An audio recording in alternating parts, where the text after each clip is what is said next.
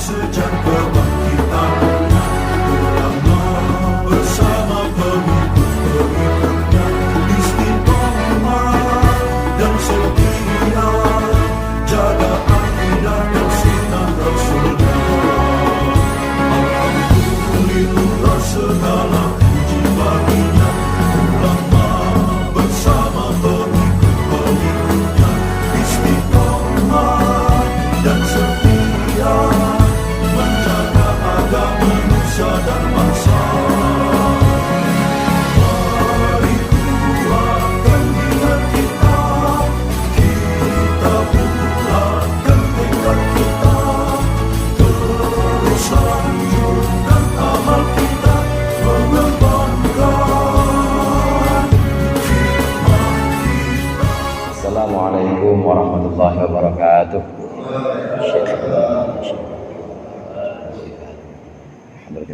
Al-Fatihah. A'udzu billahi minasyaitonir rajim. Bismillahirrahmanirrahim. Maliki yaumiddin. Iyyaka na'budu wa iyyaka nasta'in. Shiratal ladzina an'amta 'alaihim ghairil maghdubi 'alaihim waladdallin. Bismillahirrahmanirrahim. Alhamdulil mu'allimil thullabi wa musahhilil khairi liman yata'allamu. Thumma as-salatu wassalamu 'alan nabi wa alihi wa sahbihi jayudahu. Ya Rabbana kaffir 'anna dhunubana wa walidina wa liman huwa muslimu. ندعوك اللهم علما نافعا من يومنا إلى الحساب يقوم. آمين آمين آمين ويا فتاح. آمين آمين آمين ويا عليم.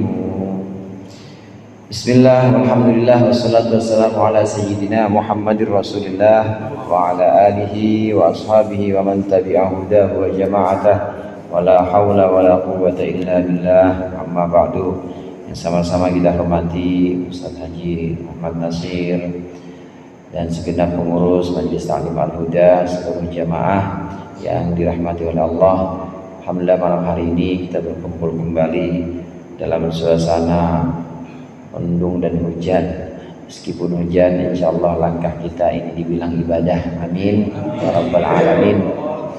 Mari sama-sama kita lanjutkan pengajian yang pertama, yaitu kitab Nurul Dhulam fi syarhi aqidatil awam. Kitab Nurul Dhulam dalam penjelasan atau syarah dari kitab Nurul Dhulam dalam penjelasan atau syarah dari aqidatul awam.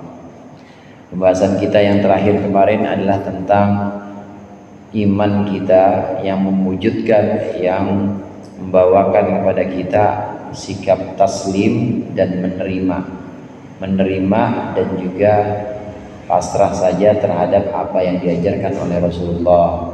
Artinya dalam hal-hal ibadah kita yang nurut kepada Rasulullah, dalam hal akidah juga nurut kepada Rasulullah. Bedanya kalau dalam ibadah itu kita ikut saja, tidak usah mempertanyakan. Kita disuruh oleh Rasulullah sebelum sholat wudhu, ya batalnya kan batal kentut ya. Apa yang dicuci? Mukanya sama tangannya, bukan pantatnya. Ngikut aja udah semuanya. Itu namanya ibadah, nggak usah dipertanyakan. Akidah ikut juga kepada Rasulullah. Akidah yang isinya iman kepada Allah, Allah punya sifat wajib, ini ikut kepada Rasulullah. Namun tidak hanya sekedar ikut, kita harus punya kemampuan untuk hujjah, mendirikan dalil atau bukti. Kalau akidah cuma ikut-ikutan saja, imannya diterima cuma dosa karena tidak menggunakan akal yang merupakan karunia Allah terbesar untuk manusia. Kita tidak mensyukuri nikmat yang Allah berikan, yaitu berupa nikmat akal. Orang yakin, orang iman itu harus dengan nalar. Kalau dengan nalar maka pasti keyakinannya keimanan lebih kuat dibanding yang ikut-ikutan aja. Beda sama ibadah. Kalau ibadah ikut-ikutan aja udah, nggak usah dipikirin ngapa wudu Apa rukunnya kayak begitu, kenapa zuhur itu 4, subuh 2, ikut aja kalau ibadah, nggak usah dinalar-nalar, nggak usah dipikir. Tapi kalau akidah kita ikut sekaligus, kita harus bisa mendirikan hujjah atau dalil bahwa kita iman kepada Allah, Allah itu wahid, Allah itu satu. Apa buktinya? Qul huwallahu ahad, Allahus samad. Itu bukti atau dalil naqli. Allah itu satu, bukti akalnya gimana? Bukti secara rasional. Ya buktinya yang namanya Tuhan emang satu. Kalau dua namanya bukan Tuhan, namanya pengantin. Dua pasangan. Kalau namanya berdua itu pasti yang satu bukan Tuhan, atau dua-duanya bukan Tuhan.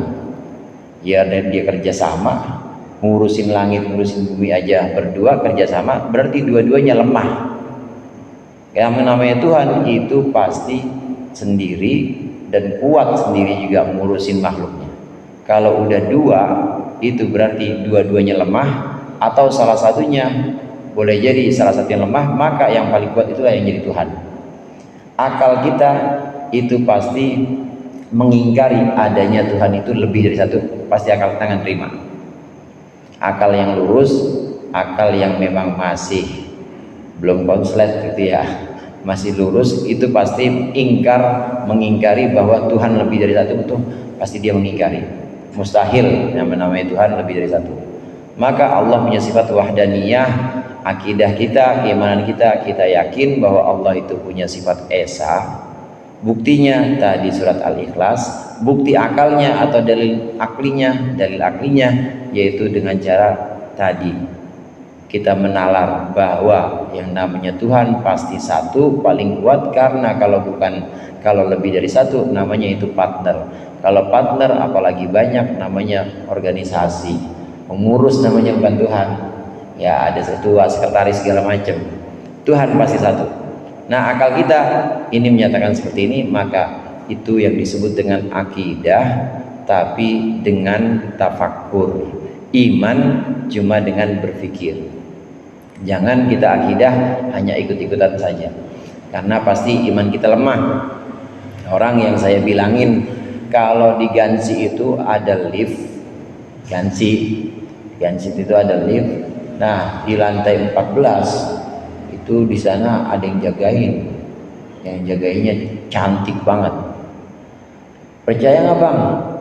Percaya. Kata siapa? Kata guru saya. Udah pernah buktiin belum? Belum. Biasanya kepercayaan yang begini nih, kepercayaan yang kayak begini biasanya lemah karena belum dibuktiin sama dia. Tapi kalau sudah dibuktikan dengan datang langsung ke sana, diajak, saya ajak, emang benar-benar, maka makin kuat. Begitu juga akidah kita tentang rukun iman yang 5 itu, dengan pembuktian itu akan lebih kuat. Selain memperkuat iman kita, ini juga kita mensyukuri nikmat akal yang Allah berikan kepada kita. Dalam hal akidah maka kita harus ta'akul atau harus tafakkur, harus berpikir. Adapun dalam hal ibadah kita menerima ittiba kepada Rasulullah tanpa harus menalar-nalar, tanpa harus mempertanyakan. Nah, yang berikut ini termasuk bagian dari iman yang kita juga harus menerima, tapi juga harus kita bertafakkur juga tentang iman kepada hari akhir. Qala al-musannif rahimahullah wa nafa'ana bihi wa bi ulumihi wa bi barakatihi fid dharain amin. Imanuna bi yaumi akhirin wajib wa kulli ma kana bihi minal ajab. Iman kita kepada hari akhir itu wajib. Iman kita kepada hari akhir wa kulli ma kana bihi minal ajab, dan segala keajaiban-keajaiban yang ada pada hari akhir itu wajib. Kita wajib iman kepada hari akhir dan segala keajaiban, keajaiban yang menakjubkan yang ada di hari akhir itu wajib kita imani. Kita sebagai seorang mukallaf, orang yang akil, balik, berakal dan juga sudah dewasa, maka wajib mengimani bahwa nanti ada hari akhir dan nanti ada keajaiban-keajaiban di hari akhir yang mata kita belum pernah melihat sebelumnya, yang diri kita belum pernah menyaksikan di dunia. Harus kita imani. Apa saja itu nanti akan disebutkan di sini. Yajibu ala kulli mukallafin ayyusaddiqa biwujudil yaumil akhir. Setiap orang mukallaf kayak kita ini maka wajib untuk membenarkan, artinya meyakini dan membenarkan segala wujud atau wujudnya hari akhir. Wa bi jami'i mastamala alaihi kal hasyri, dan iman kepada seluruh yang berada atau terkandung di hari akhir, kal hasyri wal hisab, seperti dikumpulkannya dan diperhitungkannya amal, wasirati wal mizan, dan seperti siratal mustaqim, dan timbangan, wal jazai, dan balasan, wal jannati wan nar, dan surga neraka, wal haudi wasyafaati, dan telaga juga syafaat. Syekh Nawawi Banten di sini menyebutkan beberapa peristiwa-peristiwa atau keajaiban-keajaiban yang ada di yaumil akhir nanti. Itu juga wajib kita imani, wajib kita percaya. Yang pertama di sini beliau sebutkan hasyar. Hasyar itu tempatnya namanya mahsyar. Al-hasyar itu artinya kumpulan atau pengumpulan orang-orang. Semua orang yang sudah mati dari zaman awal zamannya Nabi Adam, itu yang meninggal pertama namanya Habil, sampai nanti zaman terakhir yang meninggal siapa? Ketiban planet kali ya. Yang namanya umat akhir zaman itu sejelek-jeleknya umat. Dan apa kejepit inian, apa kejepit bangunan itu nanti terakhir nanti itu akan Allah bangkitkan dan Allah kumpulkan. Ada nafkhah namanya saudara. Nafkhah itu tiupan sangkakala. Tiupan sangkakala pertama ini nanti dialami oleh umat akhir zaman. Insya Allah kita nggak ngalamin, amin. Karena selama masih ada orang ngaji, masih ada orang yang ingat sama Allah, masih ada orang yang baca Quran, zikir, kiamat belum, masih jauh. Nanti kalau udah nggak ada yang ingat sama Allah, udah nggak ada yang zikir. Biasanya kalau udah nggak ada yang ingat sama Allah, udah nggak ada yang zikir, berantem aja orang kerjaannya. Orang dia nggak ingat bahwa nanti akan ada kematian, berantem, makin egois.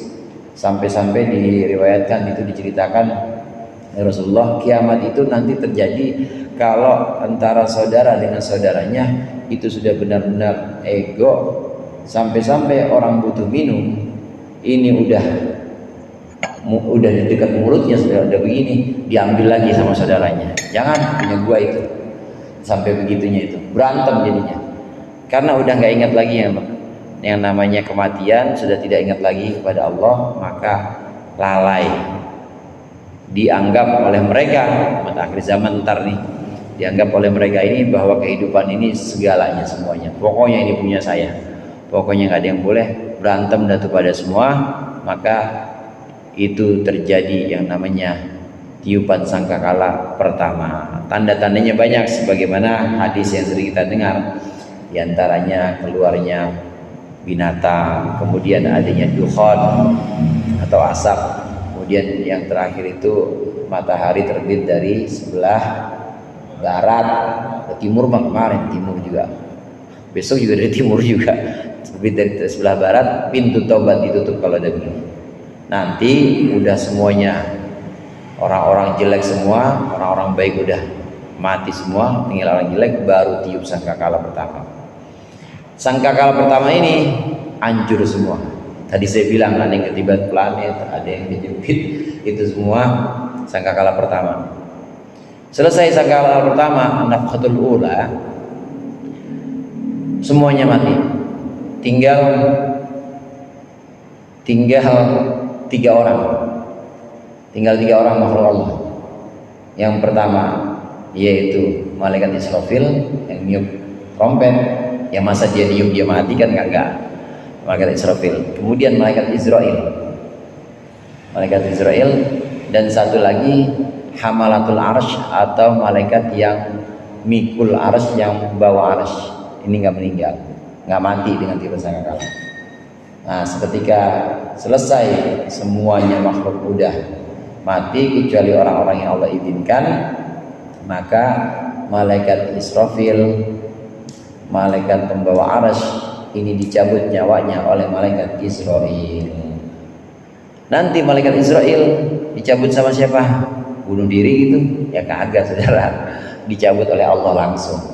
Udah tinggal Allah Al-Hayyul Qayyum alladzi la yamutu. Allah yang maha hidup, yang terus berdiri dan yang tidak tersentuh kematian. Tinggal Allah sendiri 40 tahun. Ada yang mengatakan riwayat dari Rasulullah juga, ada yang mengatakan 40 hari, tapi yang sahih 40 tahun. 40 tahun itu. Nah, dari situ hujan. Di situ hujan, dari hujan ini kemudian dengan izin Allah semua yang terpisah-pisah, tulang belulang yang berserakan, anggota badan yang sudah tercabak-cabik, yang sudah entah di mana, nggak ketahuan terpisahnya, ini selama 40 tahun ini kumpul lagi. Udah selesai 40 tahun baru ada yang namanya sangkakala kedua, saudara. Jadi yang pertama dibangunin sama Allah siapa? Siapa? Malaikat Israfil, karena dia yang niup. Dan 40 tahun ditiup. Malaikat Israfil, ya ayyatuhal idhamun nakhirah, tulang-tulang yang sudah berserakan, jasad-jasad yang sudah terpisah, makhluk-makhluk yang sudah entah kemana, Allah memerintahkan kalian untuk bangkit. Gitu, bangkit semuanya, saudara. Ini namanya mahsyar, dikumpulin, bangkit dan dikumpulin sesuai dengan kelompoknya. Tali mana lu bang? Al-Huda. Kepada saya Al-Ikhlas. Pokoknya yang taklim insya Allah nanti rombongan orang-orang baik. Amin. Cuma ada 2 rombongan, soalnya rombongan orang-orang baik yang disebut dengan alladzina taqau dan rombongan orang-orang kafir. Wasiqal ladzina kafaru ila jahannama zumara. Orang-orang kafir satu rombongan, orang-orang mukmin, orang yang bertakwa satu rombongan. Walaupun nanti ada benderanya masing-masing. Siapa yang ikut Mbah Hasyim Asy'ari NU ikut sama Mbah Hasyim Asy'ari, karena Mbah Hasyim Asy'ari langsung dan nyambung sanad ilmuannya kepada Rasulullah. Nanti ada yang ikut ulama lain pada masa yang berbeda mungkin, karena memang lebih dulu dibanding kita, langsung ikut pada Imam Syafi'i sama Imam Syafi'i nanti rombongannya. Begitu saudara, dikumpulkan, ini namanya al-hasyr, namanya dikumpulkannya makhluk. Kemudian hisab ini adalah perhitungan amal perbuatan kita. Ini kemudian diperhitungkan, semua catatan amal itu ditunjukkan kepada kita, tunjukkan bukti catatan amal yang baik yang buruk semua ditampakkan kepada kita. Berapa tahun kita hidup, dan dalam hidup itu kita melakukan amal perbuatan apa saja, itu semuanya diperhitungkan oleh Allah, namanya al-hisab. Kemudian as-sirat ini jembatan yang harus dilalui oleh semua orang kecuali orang-orang yang Allah izinkan. Ini jembatan dilukiskan oleh Rasulullah, digambarkan ini jembatan tipisnya seperti rambut dibelah 7. Rambut dibelah 7, gimana tipisnya? Golok apa yang paling tajam? Golok. Itu rambut udah tipis dibelah 7. Segitu itu namanya siratal mustaqim. Dan itu makhluk semua harus menyeberangi itu untuk bisa selamat sampai ke surga. Ya kalau nggak selamat ya masuk neraka, jebol. Orang baru selangkah aja ada, orang yang baru selangkah tahu-tahu masuk aja ada yang sampai tengah-tengah masuk juga ada. Ini harus kita imani. Ada jaza ini pembalasan yang dimaksud di sini. Jika orang ini baik maka balasannya surga, jika buruk maka balasannya neraka. Maka surga dan neraka termasuk yang terjadi atau termasuk keajaiban-keajaiban, peristiwa-peristiwa yang wajib kita imani di yaumil akhir nanti. Ada mizan itu timbangan amal. Mizan adalah timbangan amal perbuatan manusia. Amal perbuatan manusia itu ditimbang, setiap orang semuanya ditimbang, dan mizan itu besarnya mizan itu sangat besar. Digambarkan timbangan ini, cagak tengahnya ini pas satu ancer-ancer dengan arasy, kemudian sebelah kiri dan sebelah kanan. Kanan untuk amal yang baik, kiri untuk amal yang buruk. Dan ini besar, bukan main-main besarnya, karena amal ibadah kita itu adalah sesuatu yang sangat besar. Kalau amal ibadah, begitu juga hadirin dosa yang kadang-kadang kita itu merasa kecil, itu bisa besar juga di sana timbangannya. Ada dosa-dosa yang kita anggap itu kecil tapi sebenarnya besar kalau kita melakukannya itu dengan sombong, kita melakukannya dengan keangkuhan. Ada dosa yang kelihatannya besar tapi itu dilakukan oleh seseorang, dilakukan dengan rendah diri dan minta ampun pada Allah. Contoh, orang dosanya kecil, ya timbang ini doang, timbang bawa korek punya temennya. Tapi kalau dia sombong, emang iya malaikat tahu, agak ada catat-catatan gitu mah, gua ambil aja nih korek, sampai 3 kali gua ambil, ternyata gua sehat-sehat aja sampai sekarang. Sombong tuh orang. Kelihatannya kecil, tapi dilakukan dengan kesombongan, maka besar. Ada dosa yang kelihatannya besar, tapi ketika dia kepleset, langsung dia merasa, ya Allah, saya insaf, saya benar-benar salah. Kenapa saya sampai begini? Kenapa saya sampai terjerumus ke dalam dosa yang sebenarnya besar ini? Saya minta ampun padamu ya Allah. Ini meskipun dilakukan meskipun besar, tapi karena dia segera menyadari, maka itu timbangannya kecil nanti di sana. Karena memang dilakukan dengan kerendahan. Oleh karenanya mizan timbangan amal ini besar, dan besarnya itu mempertimbangkan tadi, melihat bahwa amal ibadah kita seperti sholat misalnya, kalau ikhlas benar-benar itu nilainya nggak bisa dimuat oleh langit dan bumi, nggak bisa dimuat oleh dunia. Banyak ibadah-ibadah yang Allah balas itu nanti di akhirat, saudara. Karena di dunia bukan apa-apa, di dunia nggak muat, nanti dibalas di akhirat. Karena pahala qobliyah subuh aja, sunnah aja, khairun minad dunya wa ma fiha, lebih baik daripada dunia dan seluruh isinya. Kan banyak banget itu berarti. Mizan kita harus percaya.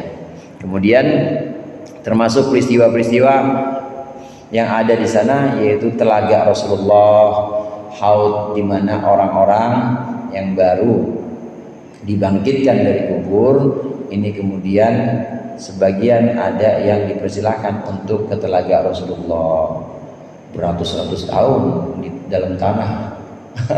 Kan aus ya, aus, ada yang diperkenalkan untuk kepada telaga Rasulullah. Termasuk syafaat diantaranya. Syafaat juga termasuk yang harus kita imani, bahwa nanti ada yang namanya syafaat, baik syafaat Rasulullah maupun syafaat orang-orang yang Allah izinkan. Syafaat Nabi Muhammad maupun syafaat Nabi-Nabi sebelum Nabi Muhammad itu memang bisa memberikan syafaat. Termasuk umat-umat Nabi Muhammad, orang-orang soleh dari golongan umat Nabi Muhammad ini juga bisa memberikan syafaat. Walaupun memang hadirin ada syafaat yang khusus cuma Rasulullah yang bisa memberikan. Di antaranya syafaat yang khusus hanya Rasulullah yang bisa memberikan, itu adalah syafaat untuk menaikkan derajat seorang di dalam surga. Jadi yang tadinya surganya ya levelnya level 1 bisa naik, itu syafaat Rasulullah, khusus Rasulullah, yang lain nggak bisa. Kemudian di antara syafaat Rasulullah yang khusus untuk Rasulullah Nabi Muhammad, yang khusus dari Nabi Muhammad, itu adalah meringankan siksaan untuk orang-orang kafir, seperti siksaan yang ada pada paman Nabi Abu Lahab. Hari Senin diringankan, itu khusus Nabi Muhammad yang punya, meringankan siksa untuk orang-orang kafir, khusus Nabi Muhammad. Nah, ada pun selain Nabi Muhammad, ulama, orang-orang soleh, guru-guru kita, termasuk umat Nabi Muhammad, ini bisa memberikan syafaat. Diantaranya mengeluarkan kita dari neraka, ini bisa. Guru-guru menyelamatkan kita dari lamanya perhitungan, itu bisa. Jadi kelihatannya lama banget antriannya, digandeng sama guru kita. Ayo sini ikut rombongan, bisa. Ini syafaat tidak khusus dari Rasulullah, tapi bisa juga dari orang-orang soleh, dari guru-guru kita. Ini semua harus kita imani. Jamaah rahimahullah, di awal tadi saya katakan akidah kita ikut, cuma harus bisa kita nalar juga supaya keyakinan kita itu makin kuat, iman kita iman yang benar-benar mantap. Hari kiamat dengan segala macam keadaannya itu harus kita imani. Hari kiamat itu sendiri wajib adanya, saudara. Akal kita bisa membuktikan itu. Kita tahu dunia ini kan nggak semua orang merasa diperlakukan adil. Ada orang yang dari kecilnya lahirnya aja udah miskin, nanti remaja miskin lagi, tua susah mulu, ada tua miskin lagi, sampai mati mau beli kain kafan nggak punya dia, uratnya udah urat miskin. Nah katanya akal kan yang namanya akal, katanya Allah yang namanya Tuhan itu pasti punya sifat adil. Oh berarti keadilan Tuhan di mana? Keadilan Tuhan harus ada. Kapan itu? Berarti setelah hidup ini harus ada hidup lagi, di mana keadilan Tuhan akan ditegakkan. Itu akal kita tuh. Karena akal kita tidak akan menerima Tuhan tidak adil, itu nggak terima. Untuk orang-orang yang di dunianya teraniaya, yang di dunianya belum semuanya dia dapatkan kebahagiaan, itu harus ada kehidupan lain. Jadi akal ini memastikan bahwa ada kehidupan lain yang namanya hari akhirat untuk mewujudkan sifat-sifat Allah. Karena tidak semua sifat Allah itu bisa diwujudkan di dunia ini. Ada sifat-sifat Allah yang hanya diwujudkan oleh kehidupan yang lain setelah dunia ini. Maka dari sini kesimpulannya, akal kita memastikan bahwa hari akhirat itu ada. Mustahil, agar kita mustahil yang namanya hidup sekarang doang mustahil. Pasti ada hidup yang lain. Karena kalau hidup sekarang aja itu namanya Tuhan tidak adil. Atau kalau hidup sekarang aja pasti banyak orang yang merasa yang sewenang-wenang, dan kesewenang-wenangannya tidak dibalas, dibiarin begitu aja. Maka dipastikan secara akli, ini bukti secara akli bahwa yang namanya yaumil akhir, hari akhir atau hari kebangkitan itu harus ada. Tuh akal kita tuh buktiin. Jadi nggak mungkin mati gitu aja, nggak mungkin, pasti ada hidup yang lain. Kemudian yang terkandung di dalam hari akhir, yang terkandung dalam hari kiamat, seperti syafaat, tadi ada telaga, kemudian ada kebangkitan, dikumpulkan orang. Emang bisa apa itu Ustaz? Akal kita meyakinkan bisa. Sering saya bahas dalam pelajaran Aqidatul Awam ini dan juga dalam pelajaran Husnul Hamidiyah, kitab Tauhid juga, bahwa di dalam akal kita ini sudah ada folder-foldernya, saudara. Folder tahu ya, folder ya. Udah ada bagian-bagiannya, 3 itu. Jadi dipartisi, kalau komputer kan dipartisi, dibagi. Ini ada kejadian yang namanya wajib secara akal. Ada kejadian yang namanya mungkin secara akal. Bahasa Arabnya mungkin, atau kadang-kadang disebut dengan jaiz. Ada yang wajib secara akal, ada yang jaiz secara akal, ada yang mustahil secara akal. Yang mustahil secara akal nggak ada, nyatanya nggak ada. Hanya akal saja menyatakan bahwa itu mustahil. Yang wajib secara akal itu contoh yang tadi saya sebutkan. Yang wajib secara akal, Tuhan itu adil, wajib secara akal. Namanya Tuhan. Kemudian Tuhan itu satu, wajib secara akal. Wajib karena akal kita akan ingkar, akal kita akan melawan kalau Tuhan lebih dari 2, lebih dari 1 melawan. Namanya wajib secara akal. Banyak lagi yang wajib secara akal, diantaranya selain Tuhan itu satu, akal menyatakan wajib Tuhan itu satu. Wajib keseluruhan, ini bahasa ini aja nih, bahasa logika pikiran aja. Wajib keseluruhan lebih besar dibanding sebagian. Coba dah akal kita. keseluruhan lebih besar dibanding sebagian. Kita balik ya, sebagian lebih besar dibanding keseluruhan. Akal kita nerima nggak tuh? Nggak nerima.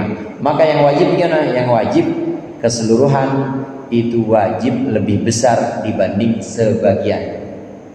Ini urusan-urusan akal yang sebenarnya secara murni, kalau akalnya emang lurus, itu pasti terlepas dari apapun agamanya dia, itu pasti menerima seperti itu. Keseluruhan lebih besar dibanding sebagian. Tuhan itu satu, Tuhan itu adil. Kalau Tuhan adil berarti hari kebangkitan harus ada. Itu kalau akalnya lurus, orang pasti terima. Secara akli bisa kita buktikan, karena itu semua adalah wajib secara akal. Nah, satu lagi, ada yang mungkin secara akal atau jaiz akli. Yang jaiz atau yang mungkin secara akal, ini adalah segala sesuatu yang sifatnya di bawah kuasa Allah dan Allah Maha Bisa. Nah, sebelum saya masuk ke jaiz akli, saya masuk ke mustahil akal. Mustahil secara akli. Ada wajib secara akal, contohnya tadi keseluruhan lebih besar dibanding sebagian. Kebalikannya mustahil, sebagian lebih besar dibanding keseluruhan, mustahil secara akal. Tuhan lebih dari satu, mustahil secara akal. Naik ke bawah, enggak, saya mau naik ke bawah. Naik ke bawah apa tuh? Mustahil akal apa wajib akal? Mustahil secara akal. Berarti lawannya naik ke atas wajib secara akal. Bapak lahir duluan dibanding anaknya. Bapak lahir duluan, wajib. Balik aja sekarang, anak lahirnya yang ngeduluin bapaknya, mustahil secara akal. Wajib lawannya mustahil. Kalau ada orang misalnya, ada pertanyaan, apakah Tuhan mampu membuat batu yang tidak mampu diangkat oleh Tuhan? Itu bukan satu pertanyaan yang harus dijawab, karena pernyataannya sudah salah. Apakah Tuhan mampu membuat batu yang tidak mampu? Kalau tidak mampu namanya bukan Tuhan. Gitu aja. Itu udah salah. Itu sama kayak begini, apakah Tuhan mampu membuat makhluk yang turun ke atas? Woi, apakah Tuhan mampu membuat makhluk yang turun ke atas? Bukan Tuhan yang nggak mampu, tapi udah salah, itu udah mustahil secara akal. Turun kok ke bawah, ya turun kok ke atas, udah salah secara akal. Begitu juga tadi, Tuhan tidak mampu mengangkat, namanya tidak mampu udah bukan Tuhan udah. Jadi yang salah apa? Yang salah itu adalah pertanyaannya. Pernyataan itu salah, turun ke atas, naik ke bawah, itu namanya udah salah. Yang mustahil lawannya wajib.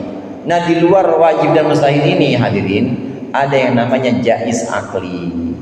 Termasuk diantaranya ada orang tua kita dulu, misalnya ada jagoan di kampung Dukuh yang kalau dibacok kagak ngapa-ngapa, udah mati dihidup lagi, rawa rontek ya. Ada yang begitu. Apakah itu mustahil? Bukan mustahil, saudara. Itu tetap jaiz secara akal. Karena mustahil itu tadi, mustahil cuma itu doang. Anak lahir dari bapaknya mustahil, naik ke bawah mustahil, turun ke atas mustahil, itu doang. Tapi kalau kejadian-kejadian seperti orang nggak mempan dibacok, Nabi Ibrahim nggak apa-apa dibakar, itu bukan mustahil. Itu termasuk yang jaiz atau mungkin. Kenapa akal kita kok rada lama? Karena itu asing. Akal kita rada mikir dulu, karena itu nggak akrab, asing kita. Dia biasanya namanya api kan bakar. Tahu-tahu pada Nabi Ibrahim nggak bakar. Akhirnya kita rada mikir dikit. Oh, ini berarti hanya asing saja. Ada nggak? Ada, cuma asing.